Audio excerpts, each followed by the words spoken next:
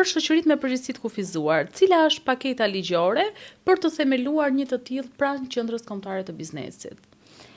Shoqëritë me përgjegjësi të kufizuar, sikur se tham, janë forma më e këndshme e të bërit biznes, duke qenë se me kalimin e kohës mund të ndryshojnë dhe rrethanat, ose nga një person i vetëm mund të shtosh dhe ke mundësinë ta përkthesh atë në të bërit biznes me më shumë njerëz të tjerë. Mund të shtosh administrator, ortak të ndryshëm, të cilët marrin role të caktuara në biznesin tënd.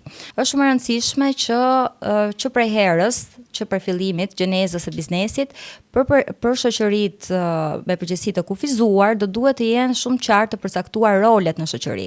Pra, kush do jetë personi që firmos, kush do jetë administratori, kush do të jetë personi që përgjigjet për faturat, duhet të jetë shumë e qartë mënyra se si do të funksionojë shoqëria.